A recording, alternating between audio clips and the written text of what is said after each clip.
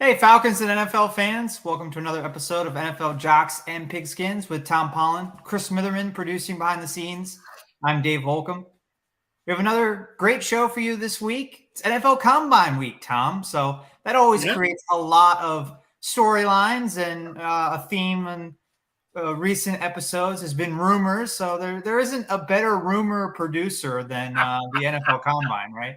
Oh, you got that right. This is the time when it really starts rolling.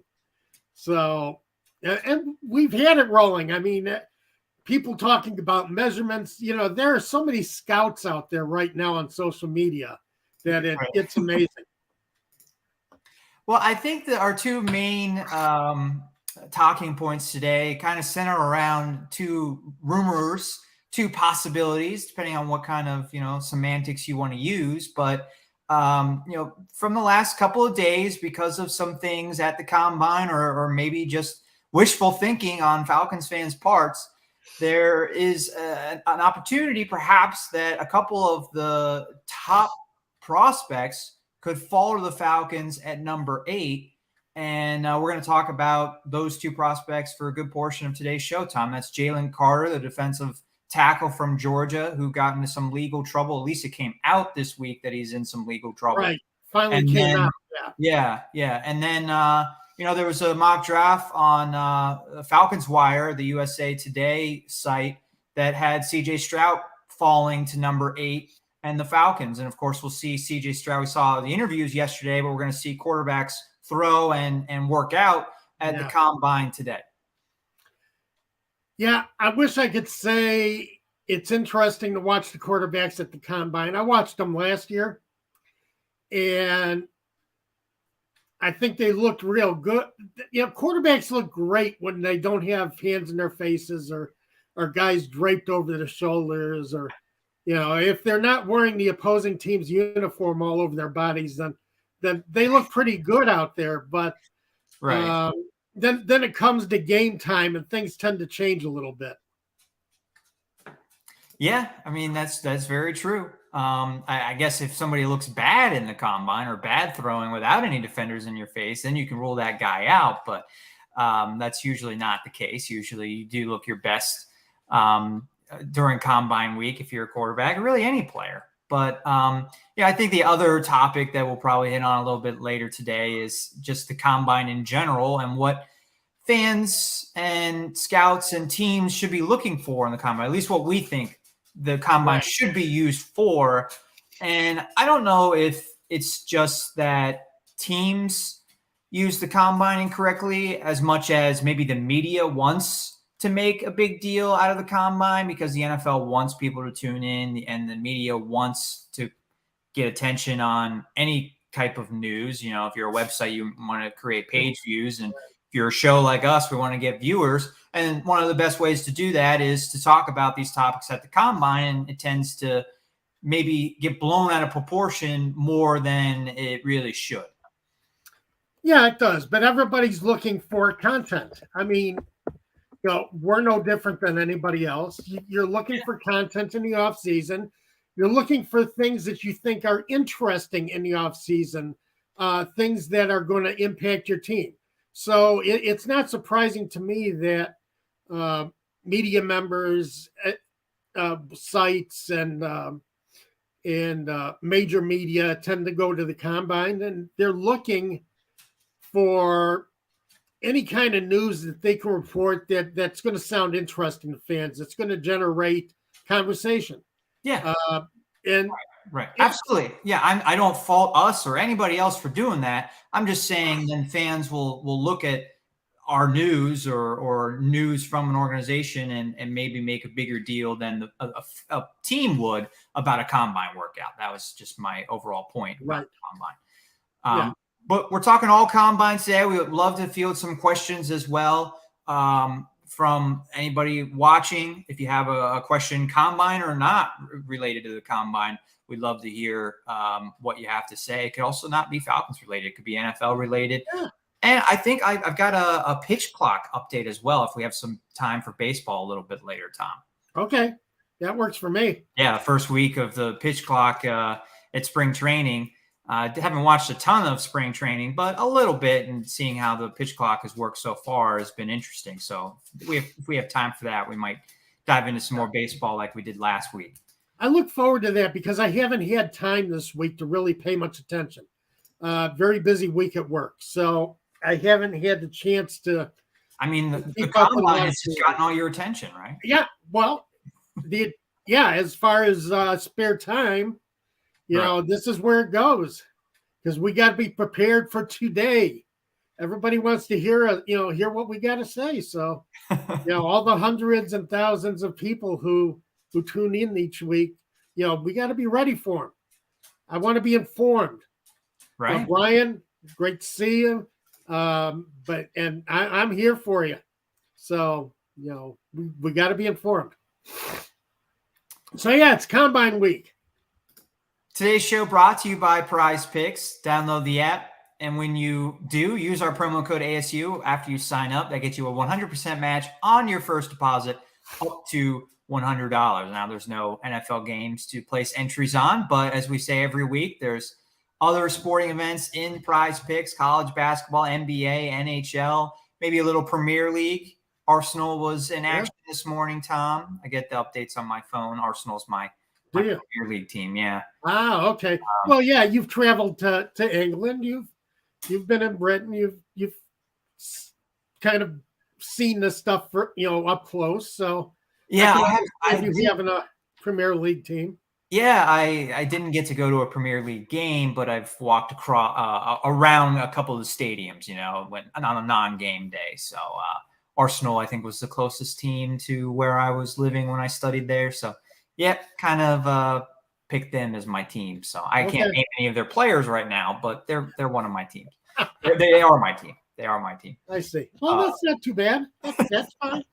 So, but anyway, check out Prize Picks if you're a Premier League fan or any of the other sports leagues that I mentioned, and you can get started there with some fun over-unders and use our promo code to get started, ASU.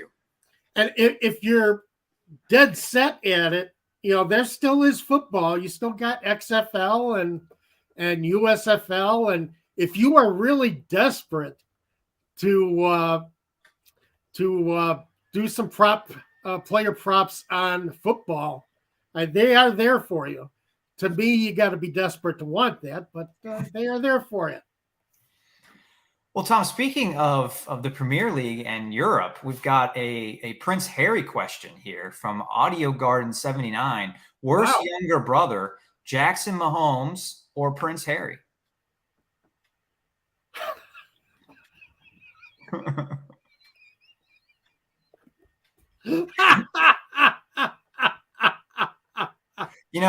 think I don't really know much about either one of these guys, to be honest, because they're not athletes, and they're not I guess the second group of celebrities I would know are actors, and they're neither. So I don't know a whole lot about each guy. I do know Prince Harry came out with a book recently, right? Yes. Yeah, he did. And I watched The Queen. Have you seen that movie from 2006? No, I've never watched it. So I watched that maybe 2 weeks ago, and I really liked it. And reading about the movie, talking about it actually with my mom a little bit. And shout out to my mom. I think she's watching. Hi, Mom. Hey. Hi, Mom. She told me a little bit about what Prince Harry wrote about in his book. And of course, The Queen is about his mom's death, Diana. And I don't even know if before the movie I knew that Diana was Prince Harry's mom. That's how little I know about the royal family. But just hearing about Prince Harry's book, I think I'd go with him, Tom, over Jackson Mahomes. Probably.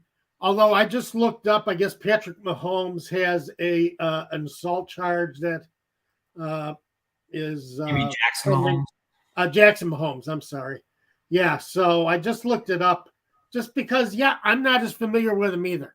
So, and I like to be familiar on these subjects. And wait, so Jackson Mahomes has what? A charge on him? Is that new? I did not hear about that. Yeah, accused of assault. So apparently it's new, just broke this morning. Oh, okay. Well, I might have to change my answer. Sexually assaulting a 40-year-old woman at a bar. So, and it just broke this morning about an hour or two ago. Wow. And Okay. apparently he's an internet personality. He's Yes. kind of ridden his brother's coattails to an internet career, Yeah. YouTube and TikTok and that kind of thing. Yes, I think it was not this past season, but the season before. The Chiefs were playing in Washington, and Jackson Mahomes was on the sideline, and he was dancing on the sideline, didn't know where he was, and he was actually dancing on 21 that the Washington Commanders have on their sideline. And of course, 21 is Sean Taylor's number. And it's like memorial. I don't know. That is that. Oh, that just. So you didn't hear about this? No, I didn't. Yeah. Oh man. And I mean, that's inexcusable. Jackson apologized. I don't think he knew where he was. He didn't know the significance of the player. Sean, I don't know if he knew who Sean Taylor was, to be honest. But yeah, that was a really bad look. And that was the first time I had heard of who Jackson Mahomes was. So I kind of gave him a pass on that because maybe he seemed genuine with his apology. I didn't know anything about him before that.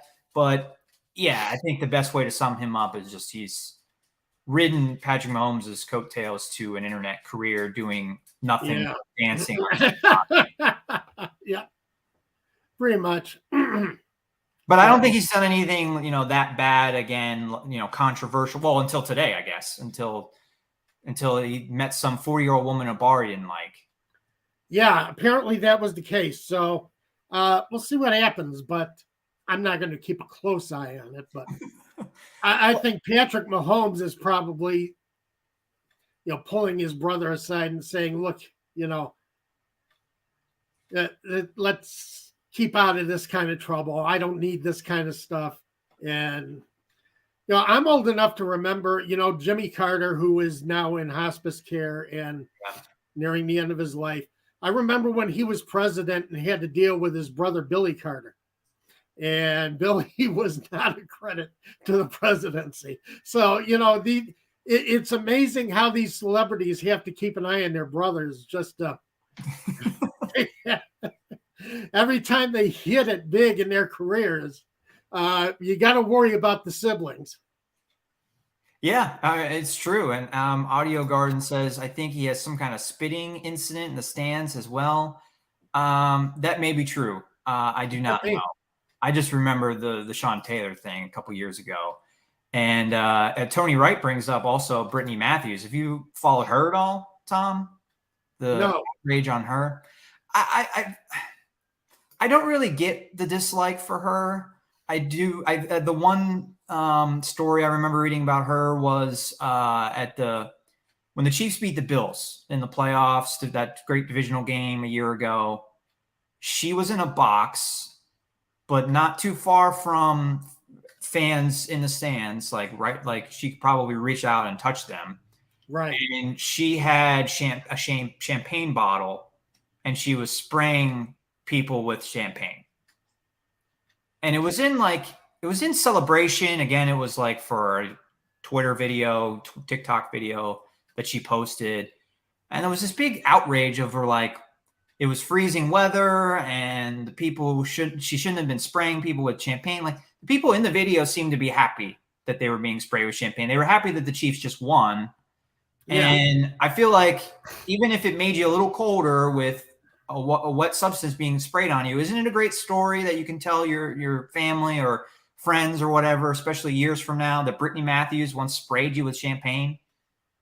Yeah, that works for me. I mean, I think that I thought that was pretty innocent. She got really criticized for that, for endangering the health of people in cold weather by spraying them with champagne. Unless there was something that I was missing in that story that I didn't read, I felt like the outrage for her was unwarranted.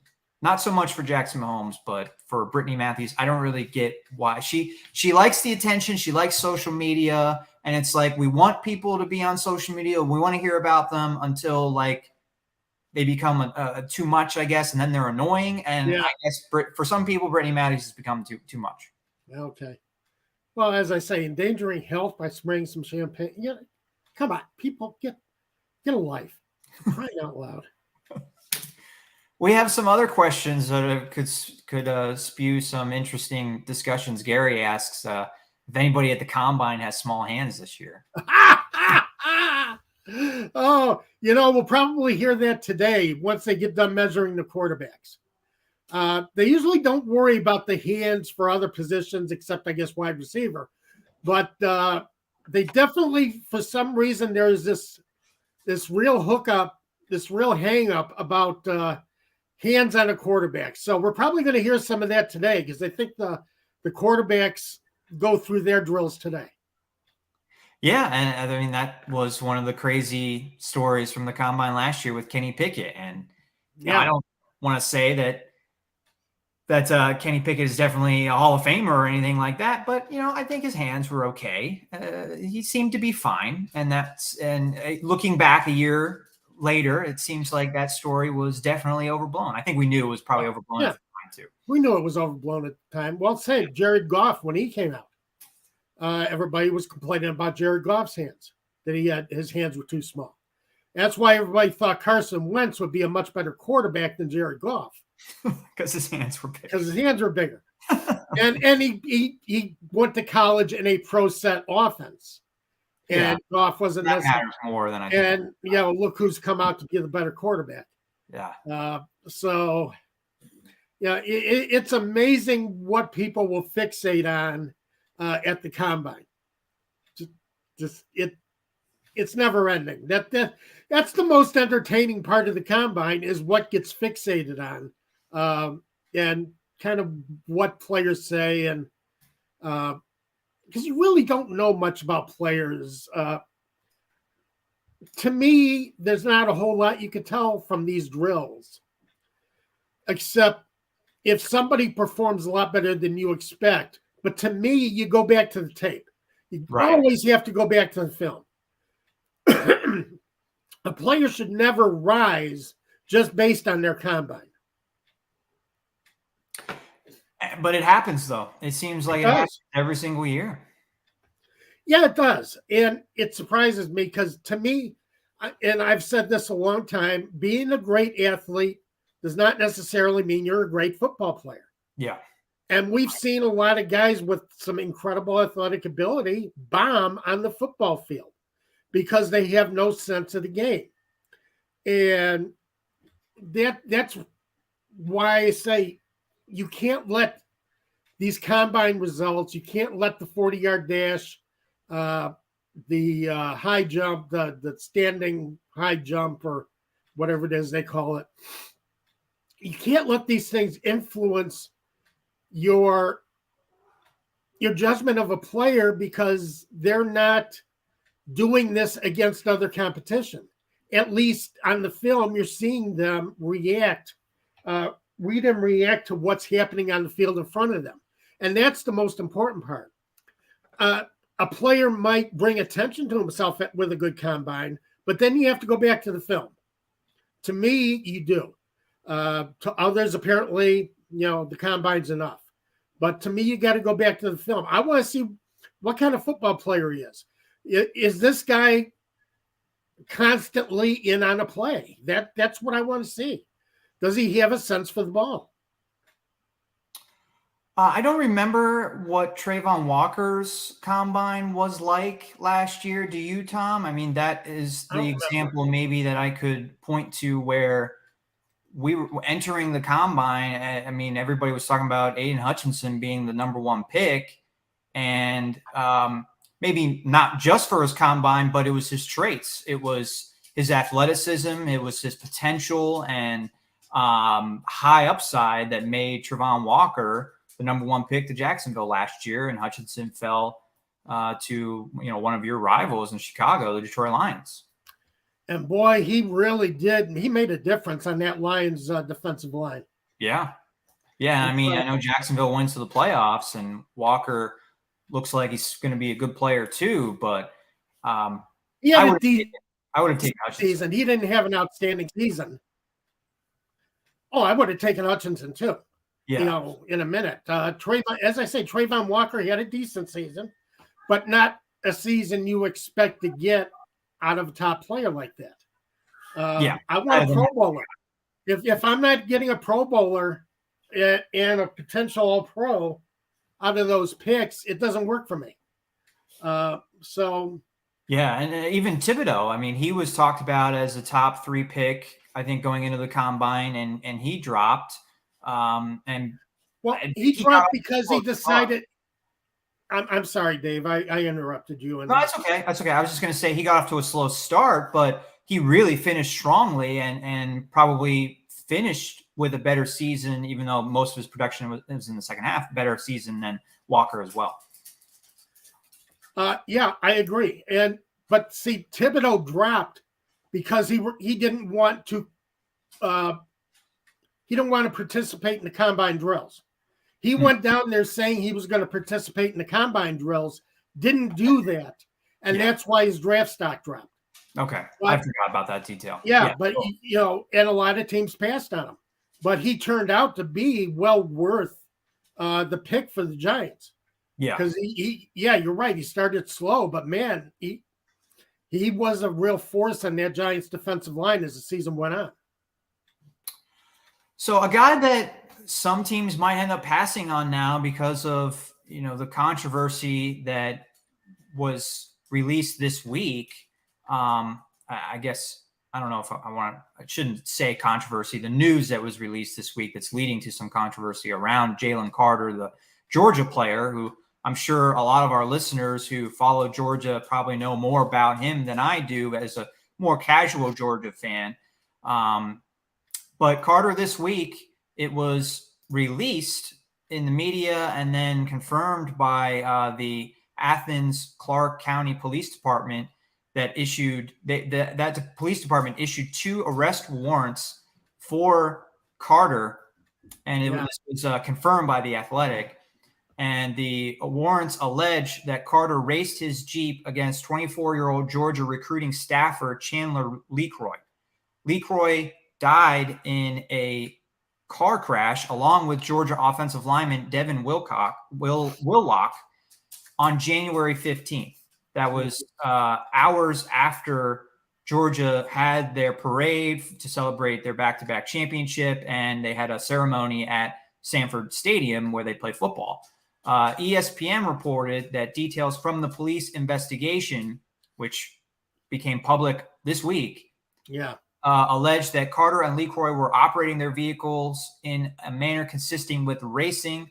Lecroy's car was driving more than 100 miles per hour when the accident occurred, and a toxicology report revealed that Leroy's blood alcohol concentration was 0.197, which is twice the legal limit. Twice the legal limit, yeah.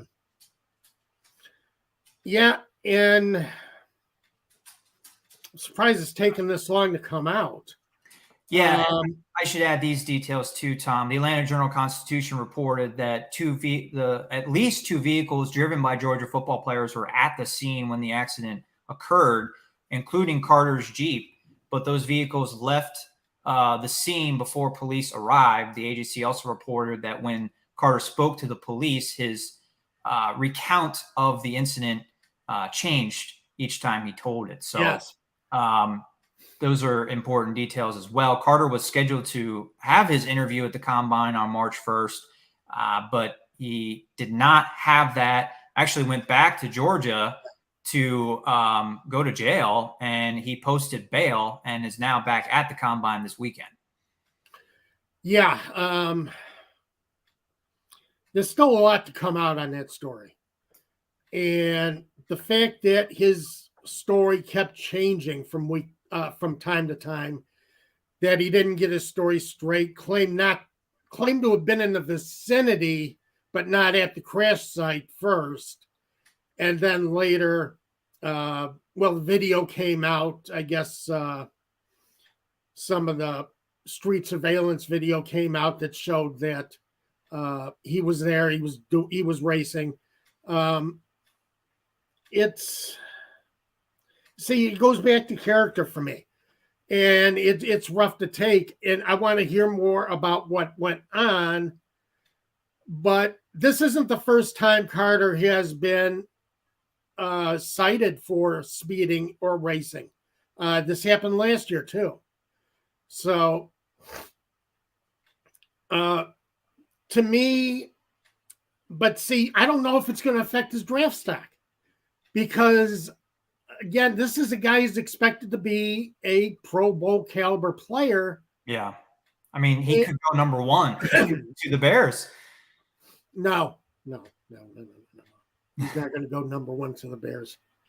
That's a possibility, though, right? It is a possibility. The fact that the Bears don't want a quarterback, the Bears feel they have their quarterback in place, really throws a monkey wrench into this entire draft. Yeah. Because you don't know, there's going to be a lot of top 5 trades heading into this draft. And it's going to be hard to predict because the Bears don't want a quarterback. And the Bears can move back and still get, a top, the top edge rusher in the draft. Yeah, right. So I'm just saying, I'm taking this aside before the news of this happened, just looking at football from a football perspective, Carter could go number 1. Yes. Could be the best. If the Bears stay at number 1, don't trade it, and they pick probably a defensive player, Carter is like on the short list of 2 or 3 players that could go number 1. Absolutely. If you take this out of the equation, yeah, Carter is definitely one of the players that could go number 1. Yeah. Based on his scouting. And remember, one of the most important things that happens here at the Combine is that there's a lot of private meetings between teams and players. And that's where I think a lot of the evaluation comes into play, where I think a lot of the teams make final decisions about who they want to concentrate on draft day. When they finally are able to meet with these guys and see and kind of get a feel for that player and what that player is about inside. So we're never going to know how Carter interviews in these private meetings with teams, but that's going to play as much of a factor in how high he's drafted as this outside news is. Now, I don't know what he could be charged with here. I know he's charged with 2 misdemeanors right now, but you've had deaths that occurred because of this. And you can't just put that aside. And I think that's going to weigh into a team's decision, but with football teams, you never know. Sometimes they will downplay whatever news that comes out. And the fact that he is such a talented athlete means that he's still going to be drafted somewhere in the top 10. I don't think it's going to hurt his draft stock too much because of the way he plays. So, and to me, as I say, personally, he's hurt his draft stock because I like character guys. Yeah. And to me, Carter has shown his character. He's shown who he is. The guy's 21 years old. He's old enough to know better. Let me ask you this. Put on your Falcons fan hat for a second. You're picking number 8. Carter makes it through the first 7 picks. He's still on the board. I mean, at what point do you take a risk on a low character guy who's super talented like Carter? Is it number 8? Is it number 15? Is it number 25? Is it in the second round? Because at some point, that reward outweighs the risk. I don't know. It's a tough question. I'm putting you on the spot. Yeah. I don't know where it is either. But I'm just wondering if Falcons fans, especially he's a Georgia player, are Falcons fans hoping that, other teams pass on him because of his character and he ends up in Atlanta? He's a guy that played in state. He's a need. He would satisfy a need along the defensive line. Super talented guy. But he's got this kind of big black mark on him now, that we want more questions answered about. Yeah. And as I say, that his private interviews are going to play a lot into that. I'm sure Georgia's public relations department is going to pull Carter aside and start talking to him about, things he needs to say. Whatever NFL team drafts him, their public relations department will pull him aside and start talking about what he needs to say in his introductory press conferences. He's going to be well coached. So we're not going to get a feel for who he is inside because he's going to be well coached by a lot of people who are trained to deal with the media. So publicly, you're going to hear all the right things. To me, for the Falcons, he's an inside player, and I don't think the Falcons need an inside player as much as they still need an edge rusher. Okay. So yeah. I still don't think he fits. I think he would be a great compliment to Grady Jarrett or stepping back as a, into the middle inside linebacker role, but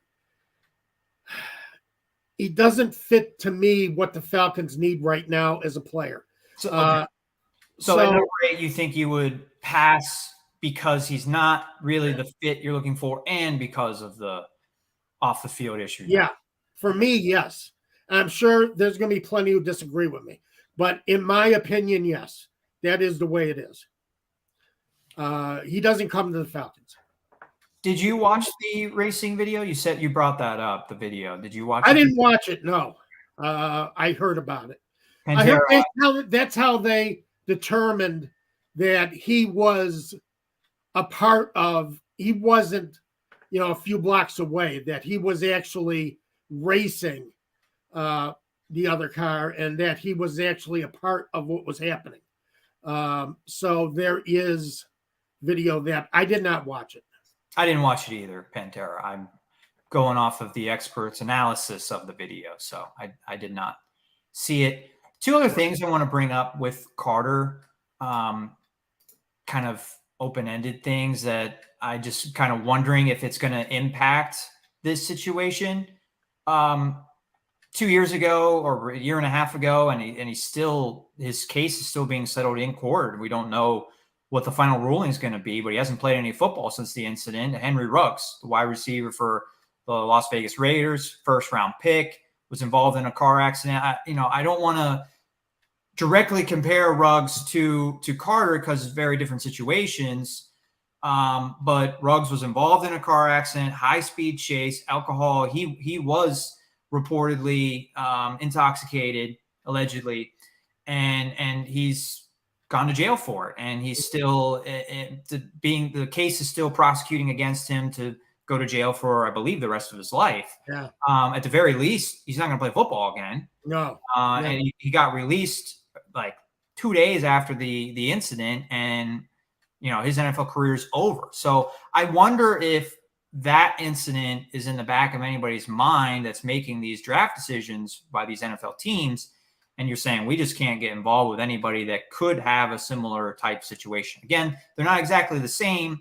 Carter wasn't driving the car that crashed and led to them being killed.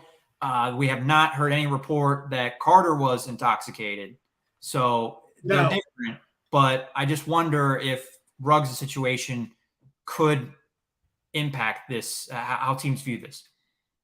It might. It's a little bit of a different circumstances, I think. There's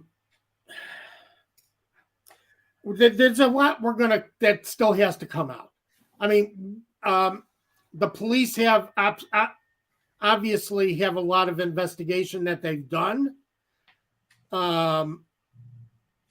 There's probably not a blood alcohol level that they're dealing with Carter because they've had 6 weeks and all they've done is file these 2 misdemeanor charges. And I think that makes the difference is he's not being directly tied to the deaths of, where he drove a car off the road or tried to, he's not directly responsible, even if he played a part. He's not directly responsible for the deaths. And I think teams are going to be digging into the police reports quite a bit. We've heard very little, but based on the charges, I don't think there's a lot more that's going to come out to hurt Carter in this case. It seems like the police have a good idea of what they're willing to charge Carter with, what they believe he did, and how this whole event played out.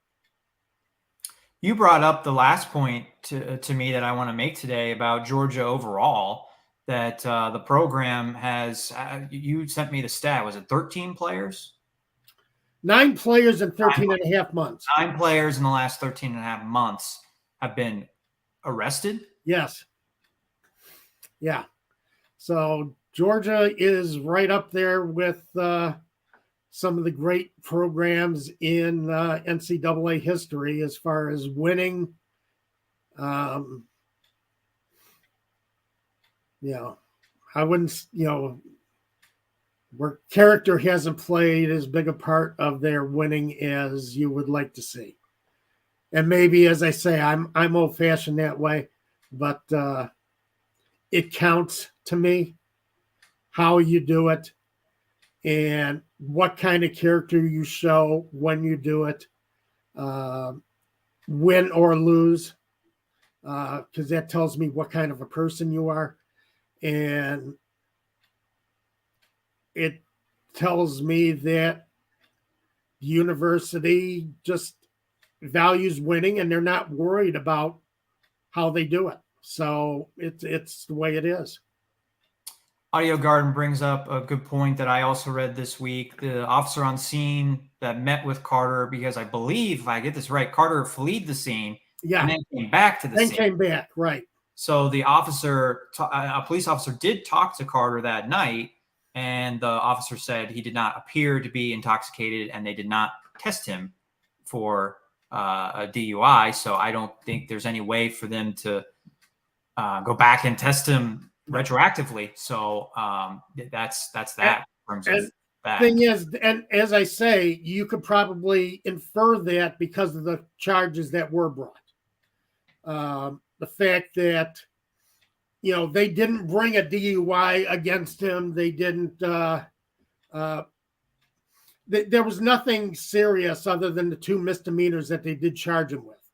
So obviously they're not as worried about Carter's behavior during that incident, but people ended up dead.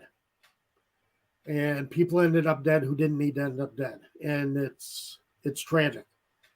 Yeah, the recruiting coordinator was 24 years old.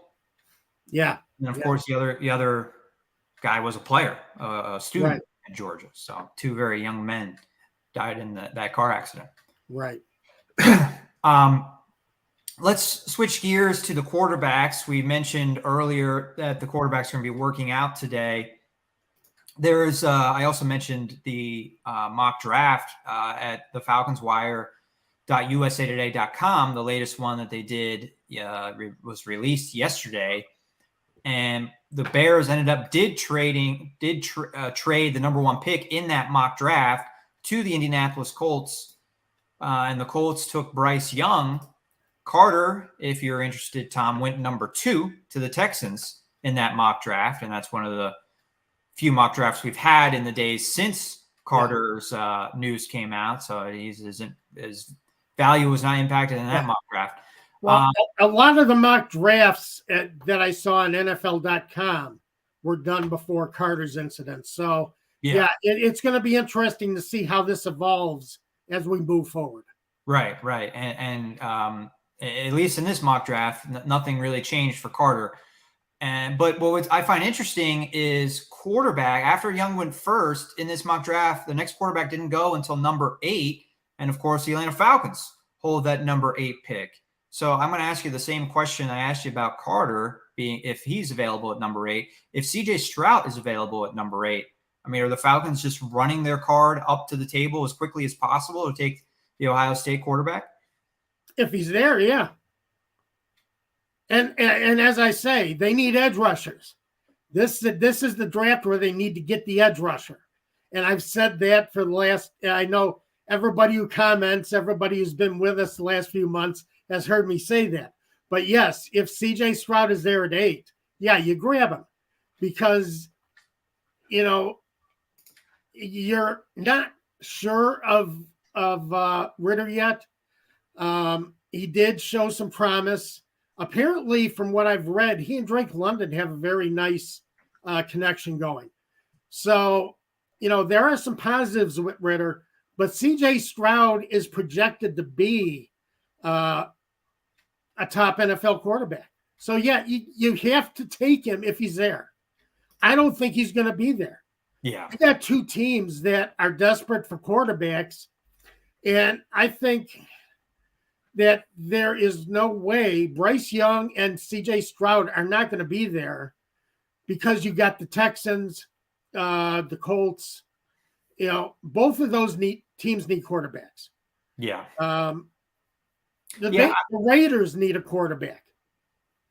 So, I mean, and those are all ahead of the Falcons.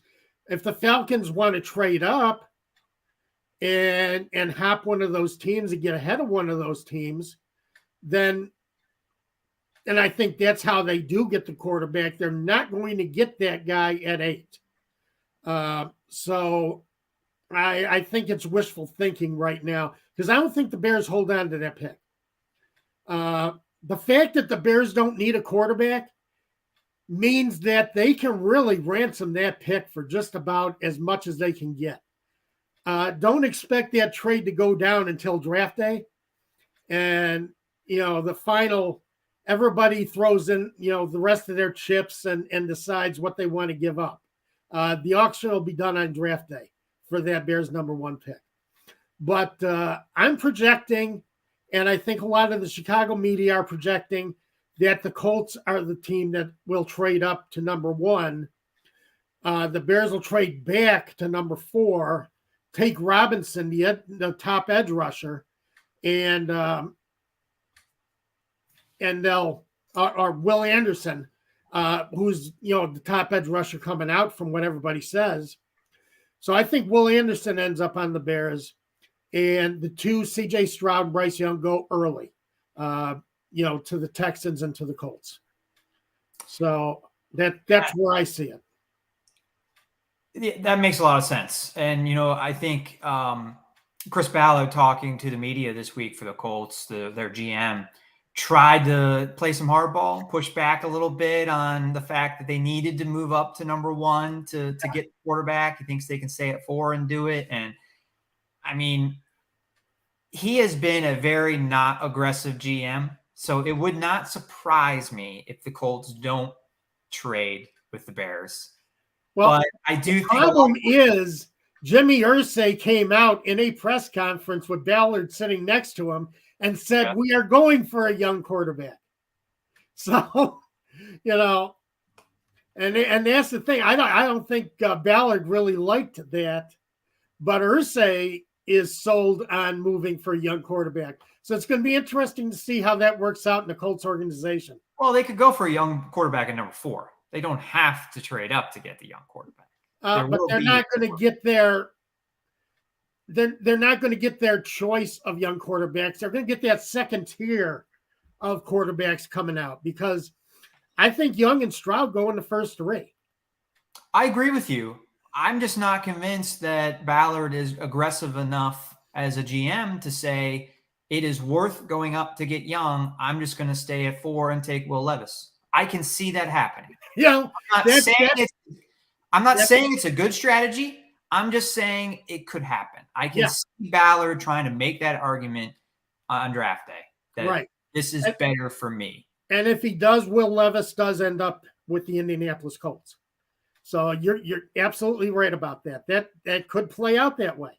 But I also think a lot of what he was saying on, I forget what day it was Wednesday or Thursday, he talked to the media. I think a lot of it was pushing back on the narrative that they are trading up so they could lower the price. I think it was absolutely that as well, not necessarily as ruling we out.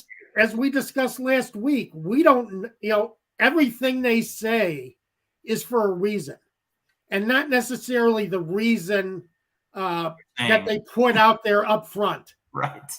All right. There are always, this is a poker game that's going on.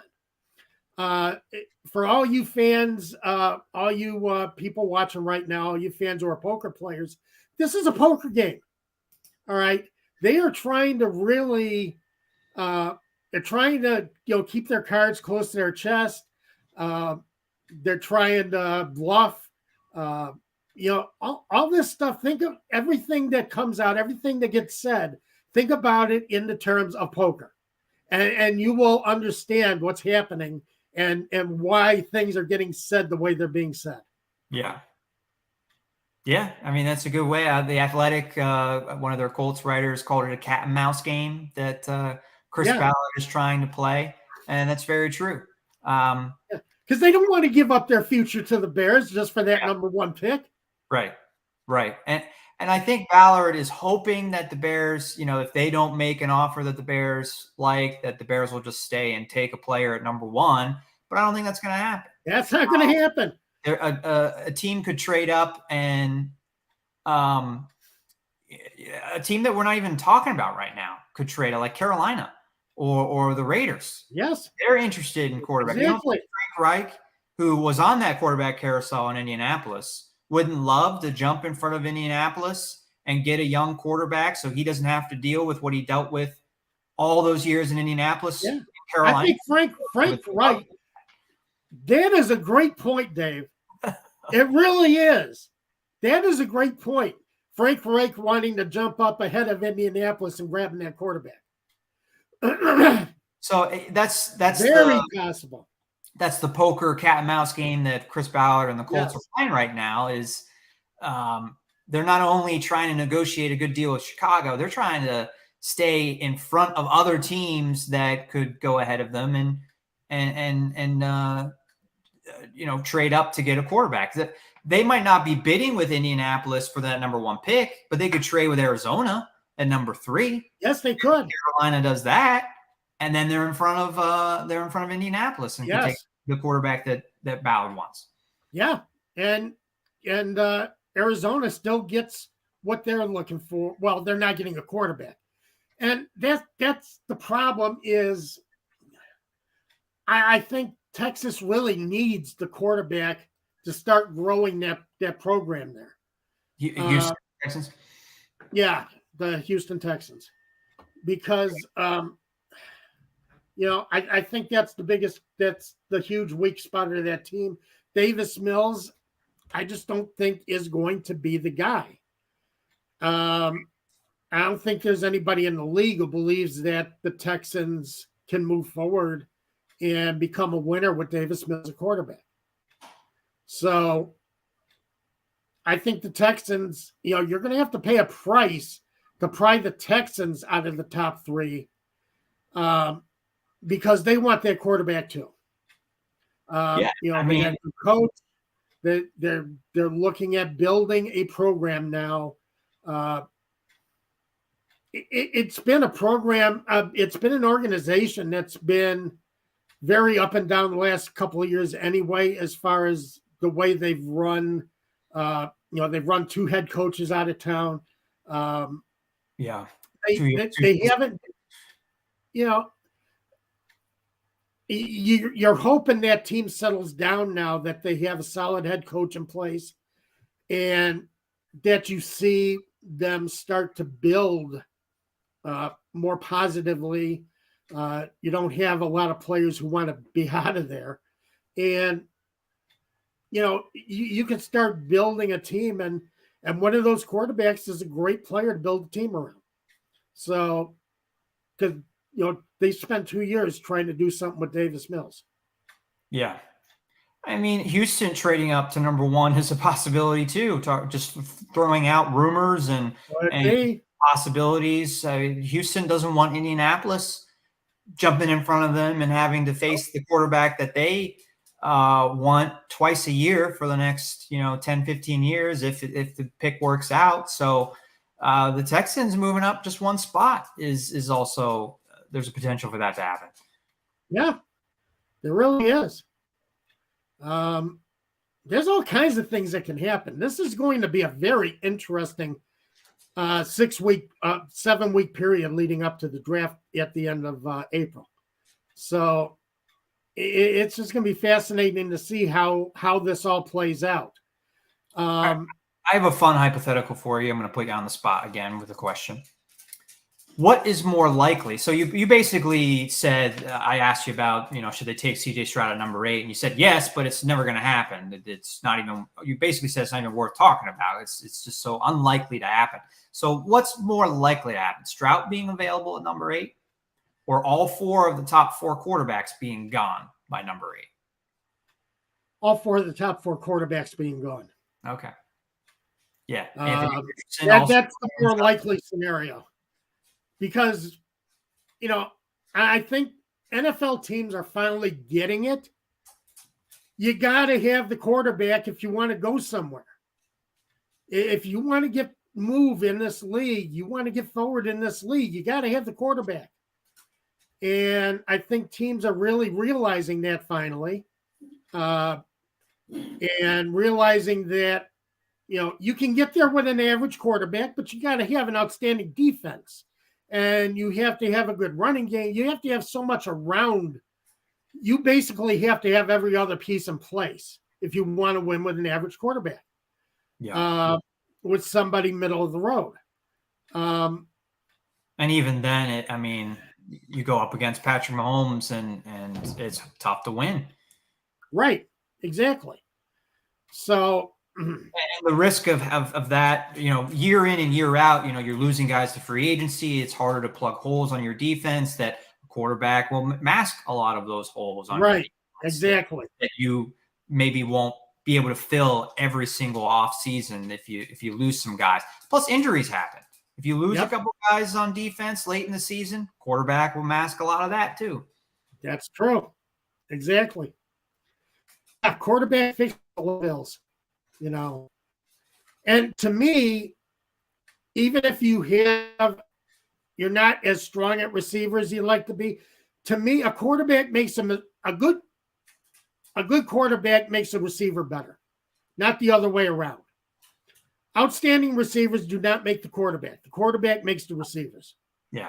So that's why I say if Stroud is there at 8, jump at it, grab him. Guy's got a strong arm. He can sling it, throws a great deep ball. And apparently he has all the intangibles that you want to see out of a quarterback. NFL.com has it rated extremely high on their chart. Greg Zuerlein, his initial scouting reports, very few weaknesses in his game, according to Greg Zuerlein. So I do think, is that Lance? I think CJ's. Yeah. Greg Zuerlein. I'm sorry. That's okay. Oh God, Dave, I'm telling you, the kicker. Your kicker's now an NFL scout. Yeah. Oh man, killing me. Sorry, I didn't mean to interrupt your thought. No, that's all right. It's just that, according to his scouting report, there aren't as many weeks as you usually see on a college player. His game is very advanced, and he has a lot of intangibles too, as well as the physical tools. So, I think even ahead of Bryce Young, I think CJ Stroud might be the guy this year. That is the one you want to get.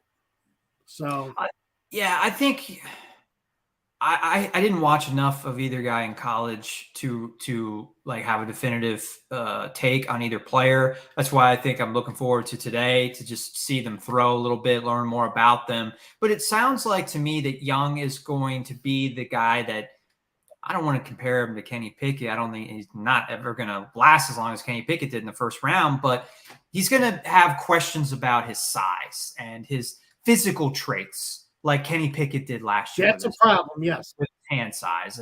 And we'll see if that impacts Young at all, his height, if that impacts his draft stock. And even though, Wilson and Drew Brees and other quarterbacks have done pretty damn well. Yeah, I mean, at that height. So, and then you have other guys that are that height too that didn't do well. Like Johnny Manziel was another guy that people were not taking because of his size, and other people really loved. Manziel had more of a problem between the ears. That's true. than his physical characteristics.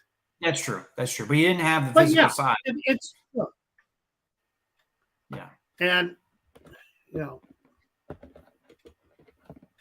let's end today's show with a proposal that Tony has for us. We were talking about, Carter fall to the Falcons. Could CJ Stroud fall to the Falcons? And basically what we're saying is no, he's not going to fall. Neither guy is going to fall to number 8. So Tony kind of proposes the opposite. Rather than maybe trading up for one of those guys or hoping they fall, trading back in the first round, pick up additional second or third round picks, and then drafting an offensive tackle a little bit later on in the first round. What do you think of that idea, Tom? I don't think that's a bad idea. I really don't. I don't think that's a bad idea at all. Because again, you're not getting potential Pro Bowl caliber players. You find Pro Bowl players there, but you can build a lot of depth in your second and third rounds. You can put a lot of solid players in place. A lot of players who are going to make your specialists look better because you're going to get a better offensive line. You're going to get a deeper offensive line. You're going to add to your defensive line depth, your linebacker depth in the second and third rounds. So that might not be a bad way of playing it. And again, if you think Desmond Ritter's your guy, that might be the exact way to go. Yeah. I still want to watch some tape on Ritter's last 3 games last year just to get a better feel for him because I really didn't watch the Falcons at the end of the season. I want to get a better feel for Ritter as far as what he does technically right and what he does wrong and where his weaknesses lie. I don't know if to me, he might be the quarterback the Falcons can move forward with. I'm not really saying that the Falcons are the Falcons might have a quarterback that they can move forward with. Let's put it that way. The fact that they're picking 8 buys them an extra season with Ritter, right? Yeah. Like if Stroud is there when they're picking, whether if the Falcons are picking 3rd or 5th or 8th, if Stroud is there, I think we both say take Stroud. But the fact is at where they're going to be picking, a top quarterback is probably not going to be available. And I don't know if I would take a roll of the dice on Richardson if he's there at 8. We could save that conversation for another time. But I would agree with you that I would, because if the top 2 quarterbacks are not there, I think I would stay with Ritter one more season and fill the rest of your roster with as many picks as possible. Right. And doing what you're proposing, Tony, of trading back, the top 3 tackles, I don't know if it's just a weak tackle class or what, but only one of them is a consensus top 10 player. So you can get a top 3 left tackle in this class picking in the top 15, like 10 to 15, you could still get one of those guys, and maybe even 15 to 20 is where the third guy will go. The third guy, I think, is another Georgia player, Broderick Jones. And it sounds like Paris Johnson is that second tackle. I think Pro Football Focus has him number 1 tackle, but generally he's the number 2 guy at left tackle in this class, and he's going around like 12. And then the Northwestern guy, Peter Skoronski. Skoronski, he's the top like 5 guy and your top left tackle. So want to trade back from 8, get the 11th pick, 12th pick, and take Johnson and get additional picks in the second round or third round. I think that's a good idea, Tony. That's a great way of doing it. Sure. I see no reason why that wouldn't work. If you can get it, get some, the second and third rounds and in the first half of the fourth round, those are depth rounds. Those are where you build your team, the core of your team. That's where you're getting them. You're getting your Pro Bowlers early, and then second and third round. So if you can get extra second and third round picks by trading back, I say go for it. Make that move. This team needs so much. Let's put it that way. Yeah. Yeah. And like if there was that's kind of what my point was about, if Stroud was available or if Young was available, you have so many holes on your roster that I don't want to see them take a roll of the dice at quarterback with Richardson. And look, every quarterback you take is a roll of the dice to a certain extent, but you want it to be as close to a chance of having it be a home run as possible. And if you had a home run type guy available to you at quarterback, you take that guy. But if that guy's not there, then Tom and I would like to see the Falcons fill out the rest of their roster, and you have a greater chance of doing that with more picks. So trade back and get more picks. Mm-hmm. Either that or if you stay at number 8, get your edge rusher. Yeah, which is not a bad idea at all. We've been harping for them to do that. I'm not going to complain if they end up staying at 8 and taking one of the top edge rushers in the class. But Tom, we're out of time. We've hit the hour mark already. My God, they just went by. It's amazing. So, yeah, considering that, as you say, the NFL is 24/7, 365. There's always something to talk about. So it was a blast. I had fun. Today's show was brought to you by Prize Picks. As I said, closer to the top of the show, you can download the app, get started, even though it's not football season. Use our promo code ASU. That gets you a 100% match on your first deposit up to $100, and you can place entries on other sporting events that are going on. We've got NBA, NHL, college sports, and baseball warming up. We don't have time for my spring training story about the pitch clock, but I'll save that for next week, Tom. Yeah, absolutely. Looking forward to it. We'll be back next Saturday. Thanks for tuning in, everybody. Yep. Have a great week, everyone.